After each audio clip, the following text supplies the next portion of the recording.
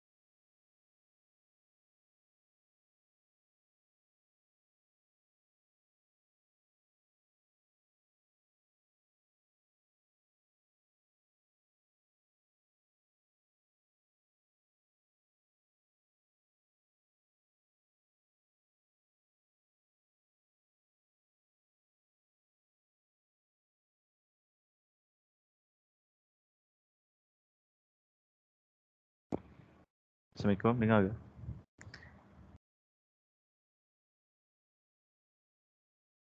Okey, Aiman dengar?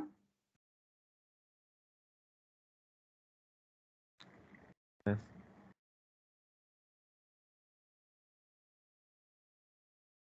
Okay. Assalamualaikum dan salam sejahtera kepada ahli panel, para pensyarah, pelajar dan sidang hadirin yang disayangi sekalian. Pada hari ini, saya Ahmad Aiman bertugas sebagai moderator anda untuk sesi forum pada malam ini.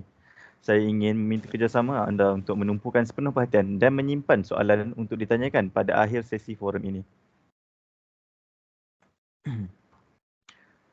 Hadirin yang dihormati, sebelum saya memperkenalkan ahli panel kita yang bijaksana pada hari ini, izinkan saya untuk mengupas terlebih dahulu tajuk forum kita pada malam ini yang bertajuk Supply Chain in Water Treatment System, How Does It Happen? Topik forum pada hari ini akan memberikan penjelasan dan penerangan berkaitan rantaian bekalan dalam sesebuah sistem rawatan atau pengurusan rantaian bekalan bertujuan untuk menyelaraskan segala aktiviti dalam rantaian bekalan untuk memastikan sesebuah syarikat kekal kompeten berbanding pesaing-pesaing lain sekaligus memberikan manfaat kepada pengguna-pengguna. Koordinasi aktiviti dalam rantaian bekalan bermula dari pengurusan bahan mentah dan berakhir dengan pelanggan yang berpuas hati. Semua usaha ini melibatkan pelbagai pihak bermula dengan pembekal, pengilang, pengedar, pemborong, peruncit dan sudah semestinya pengguna. Hadirin sekalian, panel kita pada hari ini merupakan lepasan ijazah sarjana muda sains Universiti Malaysia Sarawak, UNIMAS dalam bidang Resource Chemistry. Pengalaman beliau dalam pelbagai bidang amat meluas, menjadikan beliau seorang yang versatile dan berpengalaman menjadi pembantu penyelidik di UNIMAS sejurus tamat pengajian ijazah. Selain itu, beliau juga menjadi pegawai quality control ketika latihan industri bersama Felda Farm Industry di Terengganu dan sekarang menjawat jawatan sebagai Technical Sales Chemist di syarikat Organo Asia. Beliau menguruskan business proposal seperti strategi pemasaran untuk klien-klien beliau. Selain itu, beliau juga telah menjalani pelbagai latihan dan juga telah berjaya memenangi pingat perak dalam Innovation Technology and Engineering Expo 2017. Tanpa melengahkan masa lagi, saya menjemput Encik Muhammad Hazim bin Ya untuk meneruskan sesi forum dengan input beliau dalam topik Supply Chain in Water Treatment System, How Does It Happen?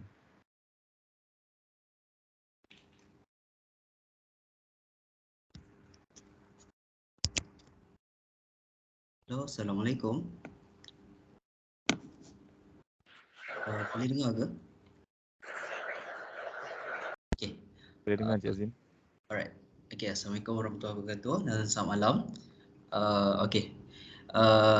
Tanpa melengahkan masa, saya mulakan terus saya punya sharing untuk malam ini dengan semua pelajar dan juga moderator yang lain.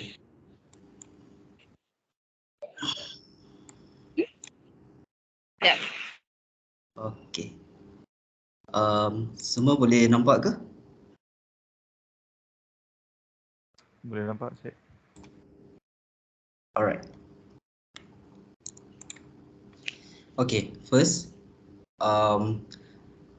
okay, topik kita malam ini ialah how does supply chains work, especially dalam water treatment industry, which is saya specialise since daripada graduate until now, which is about 3 years. Okay, first of all, before we go further, let me introduce some of my background dan juga experience dengan semua. Okay. Nama penuh saya Muhammad Hazim bin Ya. Saya bergraduat daripada Universiti Malaysia Sarawak pada tahun 2016 dalam Resource Chemistry. Setelah bergraduat, saya meneruskan sebagai analis QA/QC di Felda dan meneruskan saya punya kerjaya sebagai pembantu penyelidik dalam bidang environmental chemistry sehinggalah tahun 2019 dan awal 2020 saya menyertai Organo Asia, which is one of the major water treatment company dekat Malaysia. Okay. And then this is some of my professional registration, which is Institut Kimia Malaysia yang membawa ada gelaran CHM ataupun kita panggil KEMIS, dan juga NIOSH dan CIDB. NIOSH dan CIDB ni diperlukan registration untuk kita memasuki industri, especially industri berat seperti pembinaan, perkapalan dan juga oil and gas. Alright. Okay. Sedikit saya punya background. Okay, selepas tu kita pergi kepada topik kita malam ini, which is water area of industry, which is water treatment industry. Okay, dalam dunia kita ni terdapat beberapa jenis air, which is drinking water, air minuman, city water, air supply harian kita yang kita gunakan di paip rumah, pure water ataupun air suling yang kebanyakannya digunakan di industri seperti industri semikonduktor dan juga apa orang kata jana kuasa. Dan juga setiap industri di Malaysia ataupun di seluruh dunia akan menghasilkan wastewater ataupun air kumbahan. Okey. Dalam industri ini memerlukan bahan kimia yang tertentu seperti commodities yang kita dapatkan di seluruh Malaysia, di seluruh worldwide lah basically, seperti China, India, Thailand, dan juga kita ada specialities bahan kimia which is yang kita olah sendiri, formulatekan sendiri di kita punya company lah. Okay, so macam mana kita nak tahu how does supply chain adapt in this industry? Okay, first, especially kalau dalam bidang pembuatan seperti yang melibatkan bahan kimia specialities tadi, kita akan memerlukan raw material ataupun bahan asas untuk memproses kita punya sesuatu produk, which is raw material kita akan digunakan di bahagian manufacturing yang akan menghasilkan produk sebelum diagihkan dengan melalui transporter ataupun penghantaran kepada wholesaler, retailer, which is this is seldom lah ataupun jarang-jarang lah untuk industri wastewater, kerana kita tak ada retailer sangat. Basically kita daripada wholesaler kepada end user terus. Okey. Okey, macam mana supply chain ini diadaptasikan, dipraktiskan dalam water treatment industry. Okay, first, seseorang yang terlibat dalam supply chain perlu mahir ataupun tahu setiap aspek wajib yang ada dalam supply chain process, which is bermula daripada planning, sourcing, execute, macam mana kita nak melakukan ataupun kita nak jalankan apa yang kita dah plankan, dan deliver, macam mana kita nak sampaikan benda tu, kita punya produk kepada kita punya customer, dan juga setelah produk itu sampai kepada customer akan ada proses returns, maksudnya setelah customer menerima bahan tersebut, sama ada mereka bersetuju ataupun mereka tidak bersetuju dengan sesebuah kita punya produk lah. Okay, first kita akan pergi kepada planning. Okay, first, sebelum kita membuat sebarang orang kata perancangan, kita perlu mengetahui setiap detail mengenai kita punya customer ataupun kita punya end user kita. Di manakah tempat customer kita, tempat produk kita akan disampaikan, size, which is kita punya produk sama ada dalam bentuk sedikit ataupun dalam bentuk pukal, sama ada sedikit ataupun bukan lah, maksudnya dalam kuantiti macam bottles jika ataupun kita panggil dalam bentuk bulk, berapa banyak yang diperlukan. And then sebelum kita buat perancangan juga kita perlu mengetahui consumption usage, maksudnya kadar penggunaan oleh kita punya customer, so that kita dapat merangka berapakah kuantiti yang sesuai, sama ada terlebih ataupun berkurang untuk kegunaan kita punya customer lah. And then delivery mode adalah sangat penting kerana sesetengah bahan tidak boleh dihantar melalui sesetengah jenis penghantaran. Contohnya bahan kimia cecair, ada certain yang kita tak boleh hantar melalui darat, ada yang kita tak boleh hantar melalui laut, ada yang tidak boleh hantar melalui udara. Okay, so delivery mode antara one of the major factor dalam industri water treatment, kerana kita perlu mengetahui apakah jenis kita punya bahan kimia dan dia punya kadar reaktiviti untuk tempoh perjalanan. Dan juga sebelum perancangan juga kita perlu mengetahui storage capacity kita punya customer ataupun sesuatu projek tersebut. Okey, sebab kita tak boleh oversupply, which is akan menyebabkan masalah kepada customer untuk menyimpan kita punya produk, ataupun kita tak boleh undersupply, which is kita tidak boleh membekalkan sesuatu bahan ataupun produk kita kepada customer below than dia punya consumption rate, which is akan effect dia punya apa orang kata kadar pengeluaran ataupun kadar penggunaannya lah. Okey, and then apa yang kita dalam planning juga kita perlu mengetahui jangkaan ataupun forecast. Forecast adalah antara faktor yang penting juga dalam supply chain, especially untuk water treatment industry, kerana kita tidak boleh terputus bekalan ataupun terlebih bekalan. Sebab kalau terlebih bekalan, sesuatu produk itu boleh rosak ataupun orang kata apa, kena tindakan undang-undang pun boleh juga. Okey, untuk yang short term juga, short term mostly kita akan buat monthly. Monthly ni kita akan refer back dengan kita punya yearly ataupun long term. Okey, based on long term, let's say kita long term kita menjangkakan dalam setahun dia akan menggunakan 1000 kilogram. Tetapi untuk sebulan mungkin dia terkurang pakai ataupun terlebih pakai.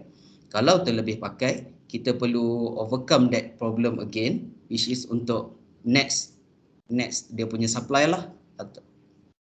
Okay, so forecast perancangan adalah one of the major important factor sebuah supply chain dalam water treatment. Okay, next is kita pergi kepada sourcing ataupun sources.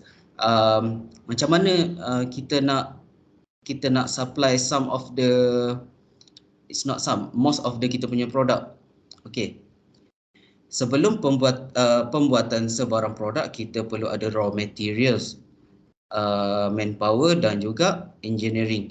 Macam mana kita nak sourcingkan this kind of factor, which is raw material, especially untuk procurement department ataupun procurement team, dia akan mencari seberapa banyak, bukan seberapa banyak lah, dia basically dia perlu memenuhi setiap kriteria yang diperlukan untuk menjalankan sebarang production. Okey, contohnya sesuatu production, kita ambil satu production hand sanitizer. Hand sanitizer kita tidak boleh membuat jika salah satu bahan kimia ataupun salah satu bahan asas tidak mencukupi, which is akan effect dengan production rate juga. Maksudnya production rate maksudnya jika salah satu bahan terkurang, boleh menyebabkan production proses dalam sesuatu masa tersebut boleh terhenti disebabkan bahan asas habis. Okay, next is manpower. Macam mana kita, in order kita nak jalankan sesuatu production ataupun sesuatu proses, kita perlu melihat dengan capacity manpower. Adakah cukup dengan kadar produk yang kita nak hasilkan ataupun kurang. Which is kalau kurang manpower akan boleh menyebabkan orang kata apa, overwork lah dengan staff. Okay, next, which is engineering. Okay, maaf saya tadi untuk raw material, benda yang penting juga adalah sebelum, semasa dan juga selepas production. Which is kalau sebelum, bahan asas yang penting ialah bahan asas yang perlu digunakan dalam proses pembuatan during production adalah bahan asas yang kita akan gunakan, yang kita kumpulkan before production. Okay, dan juga after production, bahan asas yang kita perlukan untuk orang kata overcome the problem after the process, which is setiap pemprosesan akan ada menghasilkan bahan buangan, which is this is where water treatment come untuk merawat masalah bahan pembuangan sebelum dibuang kepada alam sekitar. Okay. Sourcing untuk engineering juga, macam mana dia involve dengan supply chain ialah macam mana kita mengumpulkan tools ataupun peralatan yang perlu digunakan sebelum, semasa dan juga selepas pemprosesan. Machinery dan juga equipment. Tools dan equipment might be same but different. Tapi lain. Okay, equipment adalah benda yang kita akan gunakan untuk specific task. Tools dia everyone can handle, but then equipment is not everyone can handle lah. Bukan semua orang boleh handle, termasuk machinery, mesin. Okay, next is selepas sourcing macam mana kita nak execute, jalankan supply planning kita dalam proses supply chain. Okay, macam mana kita nak execute? Okay, based on apa yang kita dah planning tadi, sebelum, semasa dan selepas, akan masuk kepada proses making, pembuatan. Okey, setelah proses pembuatan, produk kita akan melalui proses testing ataupun orang panggil QA/QC lah, untuk menentukan dia punya level of quality.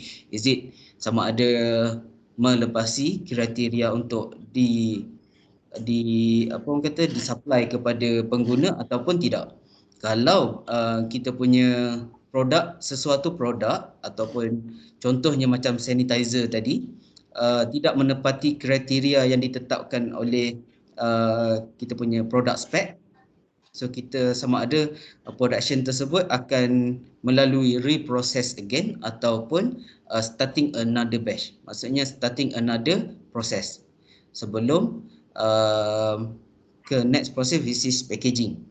Packaging, okay, next packaging. Packaging kita perlu tahu macam berapa banyak kita punya demand dengan customer.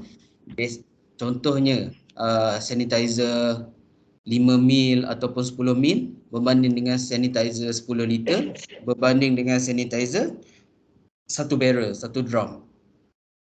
So kita punya packaging berdasarkan kita punya customer demand. Maksudnya kalau customer demand perlukan banyak dalam bentuk barrel, kita akan prepare ke arah barrel banyak. Ataupun kalau customer perlukan dalam packaging yang kecil macam 5 hingga 10 mil, kita akan menghasilkan 5 hingga 10 mil lebih lah. Kita perlu balance supaya tidak ada produk yang terlebih hasilan ataupun terkurang. Okay, next, after the packaging, kita akan proses delivery lah, penghantaran kepada kita punya customer. Macam seperti saya sebut. Okay, let's say macam dekat Organo, kita ada membuat beberapa jenis sanitizer. One of the apa orang kata, produk kita lah. Selain daripada sanitizer, macam kita ada produk untuk proses rawatan air. Proses rawatan air, Contohnya kita ada polimer. Polimer ni bahan kimia untuk menggumpalkan kita punya bahan proses buangan. Okey. Setelah packaging tadi, let's say lah ada customer untuk this is what we untuk kita bercerita produk chemical untuk apa kata polimer lah, bahan buangan untuk rautan bahan buangan. Okey, let's say ada customer minta dalam bentuk 1 tan, ada customer yang minta dalam bentuk cair, tapi dalam kuantiti yang sangat banyak, which is kita panggil tanker. Tanker ni kita panggil lori trailer, lori tanker macam lori minyak macam tu lah. Okay, so ada certain chemical yang kita tak boleh hantar melalui apa orang kata? Hantar melalui darat, ada yang tidak boleh hantar melalui udara, ada yang juga tidak boleh hantar melalui laut. So kita perlu memilih delivery process yang sesuai dengan kita punya produk dan juga achievability, maksudnya tempat customer tu boleh sampai dengan what kind of transportation mode. Okay, this is how kita punya supply chain involve daripada proses awal hingga ke penghantaran lah. Okay, next factor is deliver, penghantaran. Macam mana kita nak deliver the product lah. Sorry. Okay. Based on supply as a someone yang responsible untuk procurement dan juga product planning, kita perlu tahu masa dan juga tempat penghantaran kita, which is masa adakah sesuai dengan kita punya production line, sama ada dia dapat memenuhi kita punya production demand. Maksudnya tidak terlalu cepat dan juga tidak terlalu lewat. Okey, dan juga as someone yang responsible untuk planning, dia juga perlu mengetahui tempat macam saya sebut tadilah. Contohnya kita nak hantar chemical daripada Port Klang ke Sarawak, kita tidak boleh hantar melalui jalan darat. So kita perlu tengok sama ada jenis penghantaran kita tu, tempat yang kita nak hantar produk kita sesuai dengan which kind of transportation mode. Adakah sesuai dengan transportation through air ataupun through the sea. Okey, macam saya sebut tadi, kalau contohnya di area Semenanjung ataupun kalau international ke arah Thailand dan juga Singapura, tidak ada masalah untuk menghantar melalui jalan darat. Tetapi contohnya penghantaran daripada Port Klang ke let's say kita pilih Jepun ataupun kita pilih Indonesia, memang kita tidak boleh hantar melalui darat punya mode, tetapi kita boleh pilih sama ada udara ataupun sea shipment. Okay, next is dalam proses deliver juga kita perlu ada tracking system, which is kita setiap produk akan memerlukan dia punya lot number. Lot number ni macam kita panggil surat beranak lah untuk setiap produk. Contohnya produk lot number ni akan mengindikatkan kita punya produk pembuatan, masa pembuatan dan juga which batch yang involved dalam pembuatan. Sebab untuk menyenangkan proses semasa QC dan juga product delivery. Okey, setelah menghantar kita punya produk, perlu memiliki tracking number. Before this kita just biasa dengar macam kalau kita beli barang Shopee ke, kita beli barang daripada pos laju, kita akan familiar dengan tracking number. Sama juga dengan proses penghasilan. Kita perlu ada tracking number so that kita dapat detect kita punya shipment dah sampai ke mana. Let's say kalau kita hantar melalui third parties macam JNT ataupun any third parties punya transportation, senang sebab setiap third parties akan mempunyai tracking number tersendiri. Tetapi let's say macam kita punya in-house punya transportation, kita perlu ada kita punya in-house punya tracking number so that senang untuk kita track and trace kita punya produk lah. Okay, next, setelah proses deliver ni juga one of the major factor which is inventory.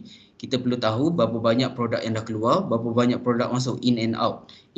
Produk in adalah produk yang dihasilkan oleh kita punya in-house manufacturing. Produk out adalah produk yang dihantar kepada kita punya customer lah. So that kita dapat tahu, let's say lah, hari ni saya buat polimer dalam 100 packing. Dalam 100 packing kita panggil produk in. Dalam batch yang kita buat tu, produk in kita ada 100 pack kita punya produk. And then berapa banyak daripada 100 tu tersebut, berapa banyak yang dihantar keluar. And then berapa banyak yang balance untuk kita punya next delivery. Okey, kalau tak ada salah satu faktor ni akan boleh menyebabkan kita panggil haywire kepada sistem kita lah. Contohnya, kita ingat produk kita masih ada, let's say dekat inventory. Kita ingat produk kita masih ada banyak tapi actually real stock kita tak ada, tak cukup. So akan menyebabkan masalah untuk proses penghantaran. Okey, tracking system juga sama. Let's say kalau kita tidak mempunyai tracking system atau kita tidak mempunyai tracking number, akan menjadi masalah sekiranya customer follow up dengan kita sampai dekat mana, bila produk akan sampai. So akan lot of hassle lah untuk kita track melalui driver. Okey. Next, dalam proses supply chain which is deliver.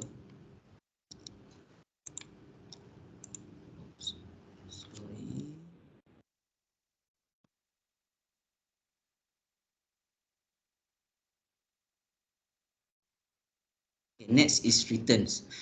Returns is basically after sale punya service, which is setelah customer issue PO dengan kita, dah issue payment, of course kita akan memulakan proses penghantaran. Okay, and then setelah customer menerima kita punya produk, kita akan involve beberapa orang kata issues lah. It's like review ataupun feedback sama ada produk kita sesuai ataupun tidak. Kita panggil follow up dengan customer. Kita akan follow up dengan customer kita sama ada let's say kita punya bahan kimia tersebut sesuai ataupun tidak dengan penggunaan mereka. Okay, let's say ada certain produk yang tidak diterima. Contohnya kita punya chemical out of dorang punya QC.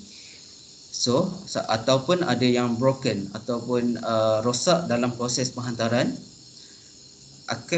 normally kebiasaannya customer akan request lah untuk return item dan juga digantikan dengan item yang baru. Sama macam kalau kita beli Shopee lah. Kalau kita beli Shopee, kita terima barang yang dah rosak ke ataupun ada defect, of course kita akan minta return lah. Okay. And then after the replacement, after the return, kita akan give the replacement kepada exactly apa yang item yang rosak ataupun tak sesuai dengan QC mereka. Contohnya macam mereka pulangkan balik 3 beg bahan kimia yang rosak, so kita akan hantar kembali 3 beg tersebut untuk memenuhi dia punya requirement PO lah, purchase order. Okay, next is sistem. Sistem yang dalam supply chain ataupun dalam supply chain punya proses, kita memerlukan satu sistem yang sistematik, yang efektif untuk orang kata tracking kita punya bahan daripada bahan mentah, how much we should put aside for manpower, for transportation. So everything from A to Z, daripada sourcing hinggalah ke production, ke delivery, kita akan menggunakan sistem, which is normally dekat Malaysia ni kita akan menggunakan System Application and Product, SAP. Okey, contohnya macam Organo, dia Organo menggunakan one of this example SAP system untuk kita menerima order yang akan menyimpan purchase order, delivery order, invoice, dan juga dalam SAP juga akan menyimpan kita punya company financial record, ataupun kita boleh tengok sebagai company profile lah. Sebab untuk kita berurusan dengan customer ataupun supplier, kita perlu mengetahui dia punya tracking record. Tracking record sama ada company tersebut wujud atau tidak, ataupun company tersebut mempunyai financial record yang stabil ataupun tidak, supaya kita beli barang sampai, kita jual barang, kita dapat duit, something like that. Okay, so every purchasing, every transaction yang berlaku dekat kita punya water treatment ataupun treatment plant, kita akan record every single receive order daripada customer, dan juga macam mana kita generate PO, purchase order, dengan supplier untuk kita dapatkan raw material, manpower, tools, equipment, everything. Dan juga apabila kita menyiapkan sesuatu bahan untuk hantar kepada customer, kita memerlukan satu dokumen which is delivery order. Dalam industri ataupun sesiapa yang akan masuk dunia pekerjaan after this, benda ni adalah sangat penting sebelum kita issue sebarang transaction, which is untuk kita prepare barang ataupun sesuatu purchase request daripada customer. Kita perlu terima purchase order first, which is kind of black and white untuk kita dengan customer, so that customer tak boleh tipu ataupun apa-apalah cakap order 10, tapi bila kita hantar 10 dia orang cakap dia orang order 5. Dia orang tak boleh tipulah sebab kita ada black and white, which is purchase order. And then delivery order, apa yang kita deliver, maksudnya delivery order ni based on kita punya purchase order. Let's say customer order 10, kita releasekan barang 10 juga, and then kita once customer dah terima produk tersebut, diorang akan buat diorang punya QC, inventory sendiri, and then akan kira lah sama ada cukup 10 barang ataupun kurang. Kalau kurang, diorang berhak untuk reject kita punya process delivery, and then the product will returns back to us. Okay, and then normally untuk sistem DO juga, semasa proses penghantaran juga kita akan issue invoice lah untuk proses pembayaran. Sama ada pembayaran diperlukan untuk selepas selepas proses penghantaran, ataupun pembayaran diperlukan sebelum proses penghantaran. Normally sebelum dan juga selepas invoice proses. Invoicing proses ni kita akan depend dengan what kind of customer. Contohnya kalau customer baru, normally kita akan invoice sebelum proses penghantaran, so that mereka dapat melakukan proses pembayaran sebelum kita menghantar produk. Okey, tetapi untuk dunia industri yang memerlukan banyak transaction, banyak penghantaran, kita normally trace based order, trace based system, which is dengan customer yang dah lama yang mempunyai track record yang baik, kita boleh menggunakan payment term which about maximum about 30 hari lah. Okay, this is depend on what kind of customer lah, sama ada customer baru ataupun customer lama. Okay, next is dekat sistem ni juga, contohnya dekat sistem SAP ataupun one of the example is Ariba. riba sistem ni kita akan dapat tengok financial record sesuatu supplier ataupun customer. Sebab kalau supplier kita perlu melihat dia punya financial record juga, sebab kita nak barang yang kita order sampai. Maksudnya supplier tersebut tu trusted lah ataupun boleh dipercayai.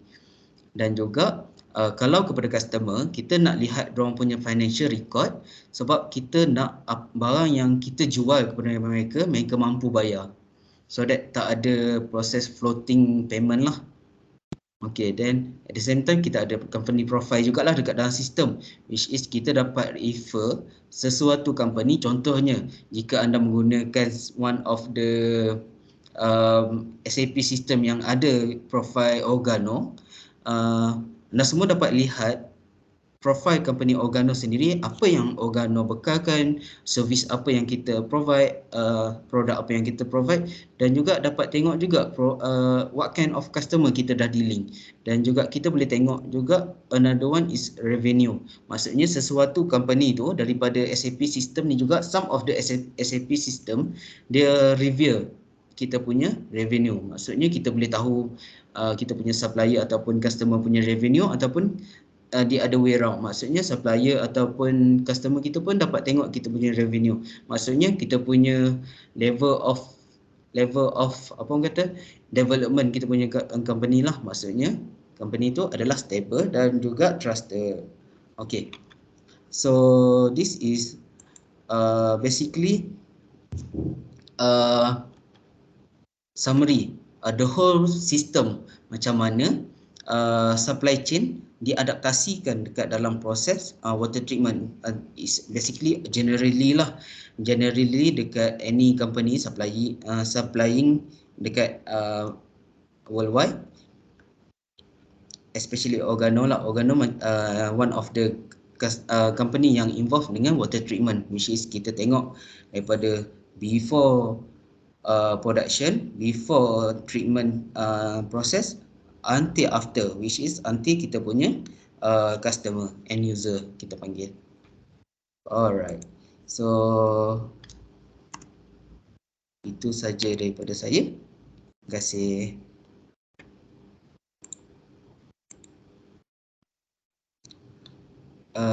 Ada soalan ke?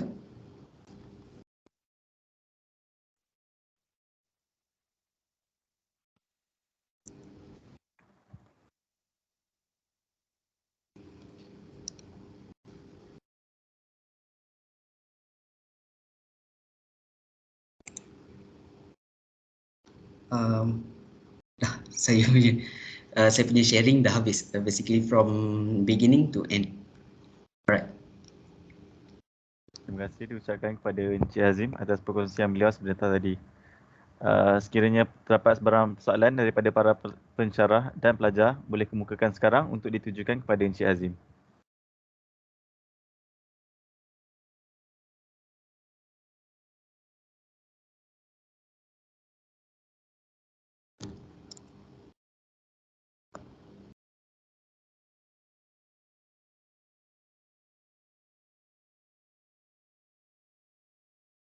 Encik Azim, saya nak tanya boleh? Ketika macam zaman pandemik mula datang kat Malaysia selepas tahun 2019 tu, kan ada banyak permintaan yang tinggi untuk sanitizer. Macam mana ya company Encik adjust dengan demand yang mendadak untuk sanitizer pada waktu tu? Sebab ada pernah sekali tu, tak silap saya, memang produk-produk macam sanitizer, mask memang semua habis. Okay. Macam mana, okay, let's say masa pandemik melanda, especially masa MCO 1 lah, yang kita nampak efek yang semua orang kalut lah, orang kata cari supply sanitizer. Okay, tak dinafikan masa pandemik punya season, demand of sanitizer tu mendadak, which is menyebabkan salah satu masalah juga dengan kita, demand tinggi tapi kita punya supply kita kurang. That's why ada certain masa dulu harga sanitizer even dalam 10 mil botol kecil tu pun boleh sampai RM50, disebabkan high demand lah. Sebab apa? Sebab kebanyakan production tak dapat nak keep up dengan demand daripada end user. So that bila dah terlampau tinggi sangat, kita terpaksa cari sourcing daripada various sources. Maksudnya instead of before this, let's say kita import alkohol tu daripada China je. Tapi masa pandemik, kita tak dapat nak bergantung dengan supplier daripada China semata-mata.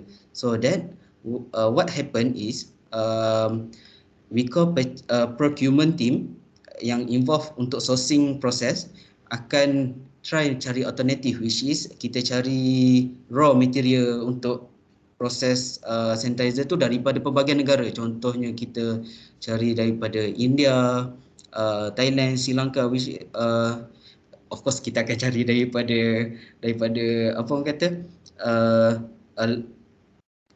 negara yang nilai dia lebih rendah daripada kita, so that kita punya value produk kita tidak melebihi kita punya pasaran lah. Sebab ada certain, okay, let's say kita dapat tengok musim pandemik dulu bukan semata-mata alkohol punya produk untuk sanitizer. Kita dapat tengok ada yang bukan alkohol, ada yang alkohol. Kebanyakannya yang bukan alkohol ni proses dia sedikit rumit daripada alkohol punya, which is kalau alkohol kita just import raw material, kita just cari raw material, kita formulatekan, kita supply.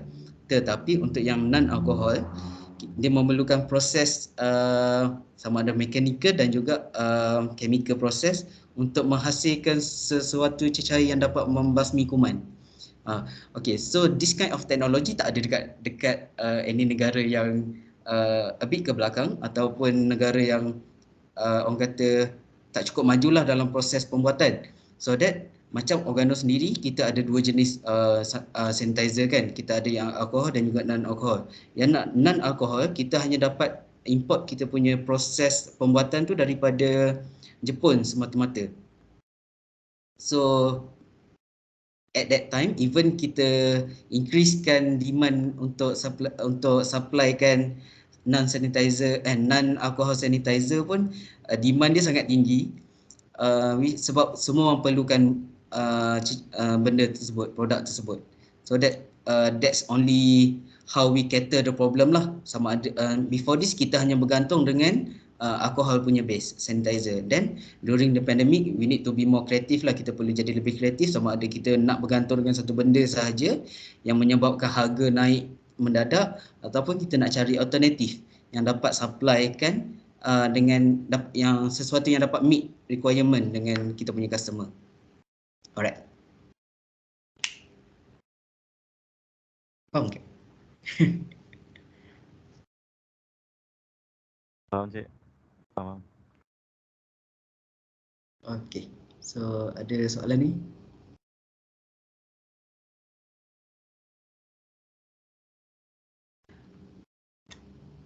Ada satu soalan cik dekat chat box. Daripada Intan Adiba Salim. Dia tanya, sekiranya item yang delivered oleh company outsource ada kerosakan, adakah ganti rugi diberikan oleh pihak encik atau company third party tersebut? Okay. Sekiranya maksudnya yang kita maksudnya produk kita ataupun produk daripada supplier. Sebab okay, let's say kalau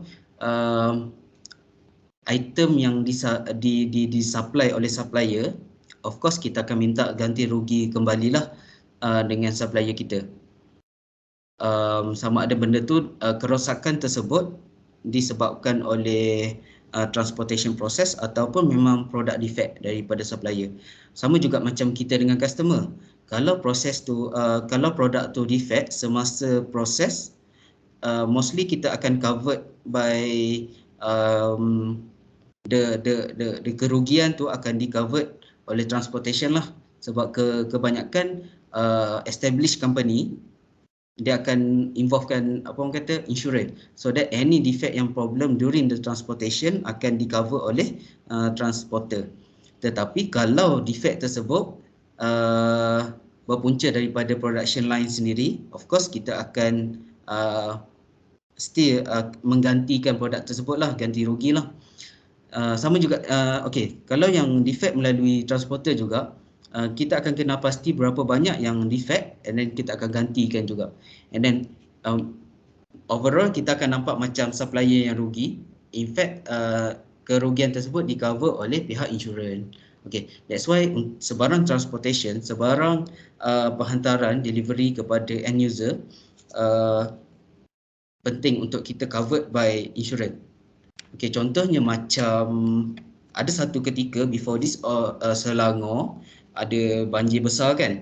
Okay, kebanyakannya barang rosak dekat warehouse ataupun during the transportation process. Okay, so disebabkan kebanyakan company, especially company luar, kebanyakan company luar ada kesedaran untuk ambil transportation insurance. So that during the disaster tu, most of the kerugian tu di cover oleh pihak insurans lah. Okay. So tapi ada juga company ataupun supplier yang tak ambil insurans, so that benda tu akan diganti rugikan oleh supplier tersebut. Maksudnya supplier yang akan gantikan, so dia loss kepada supplier lah semata-mata. Alright. Faham ke Intan Adiba?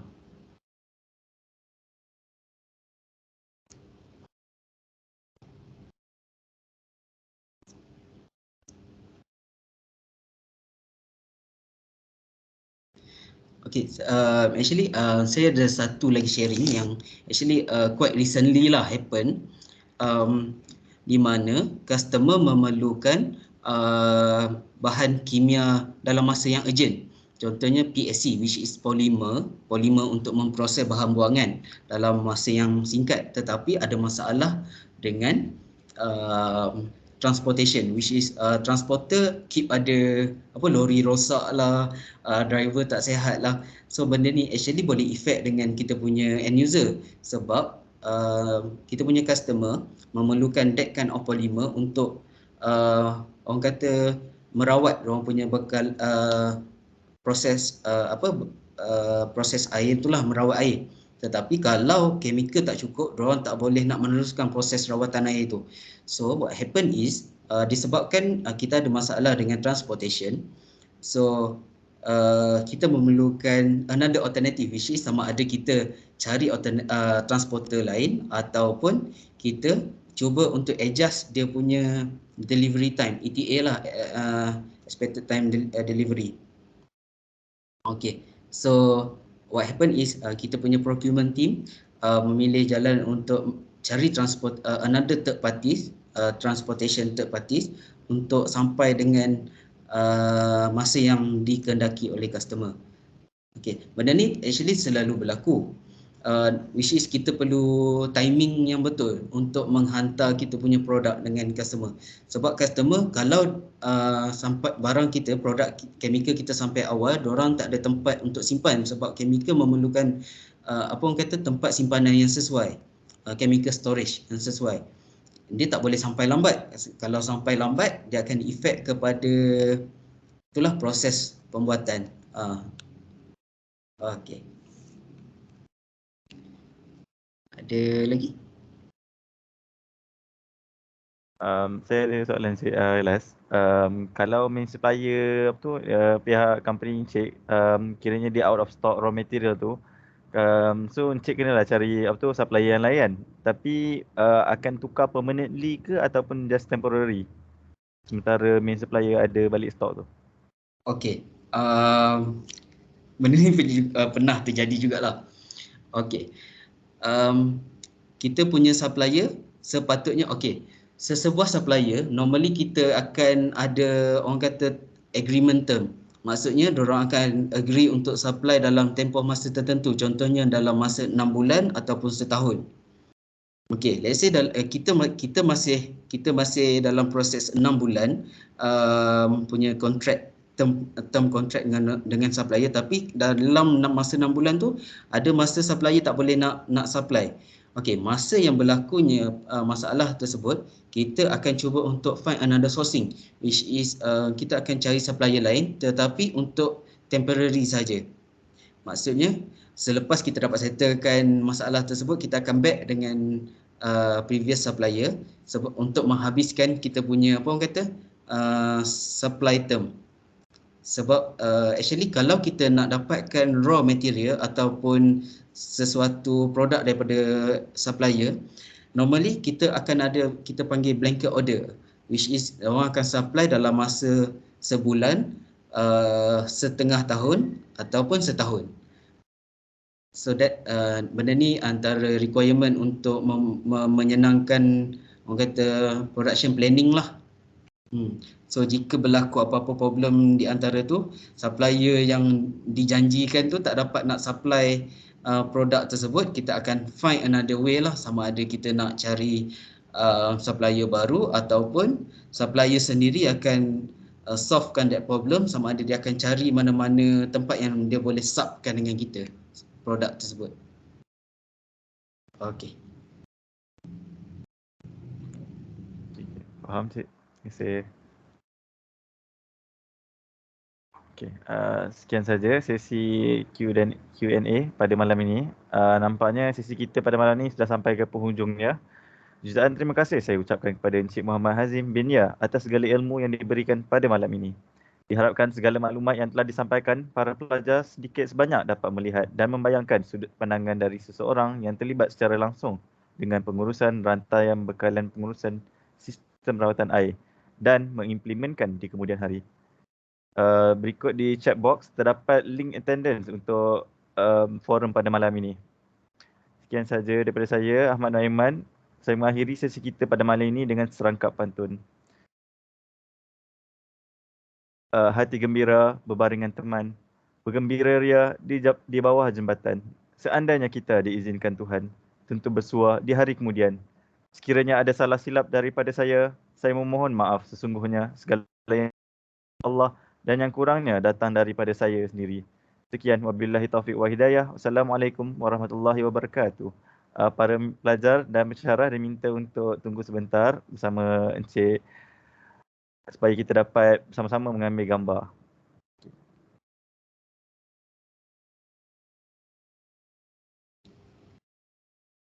Buka kamera ya semua.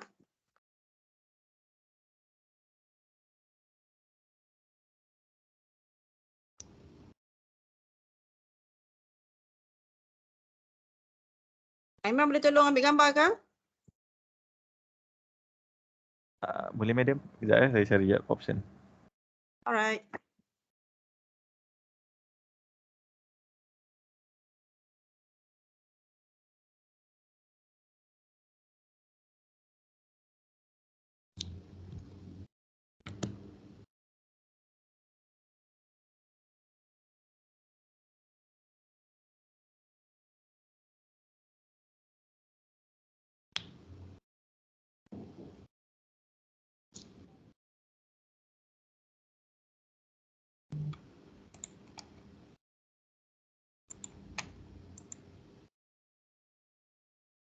Okey, semua buka kamera ya.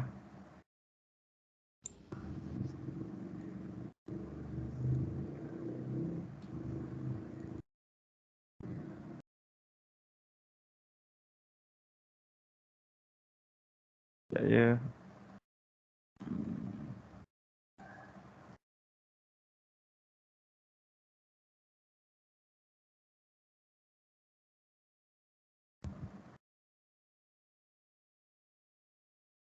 Okey.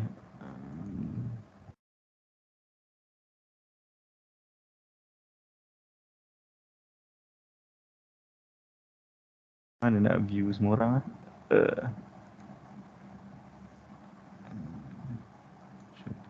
Sequence. Bukan.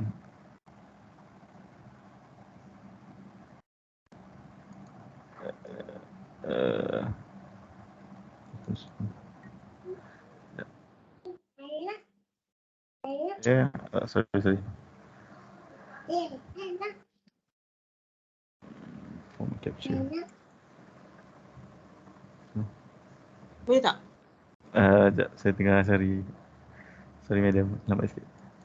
Tak apa.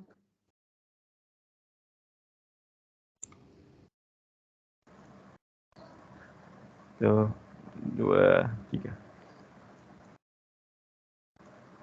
Okey, itu saja.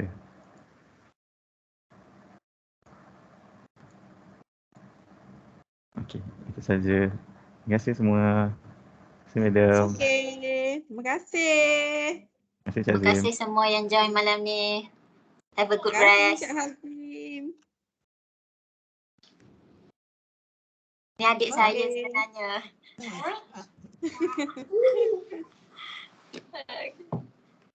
Okay, thank you everyone. Nanti kita jemput lagi lah Cik Hazim. InsyaAllah. Okay, terima kasih semua sebab Terima kasih jumpa. Madam. Terima kasih Cik Azim. Okey, bye. Assalamualaikum. Assalamualaikum. Hai, salam. Wait.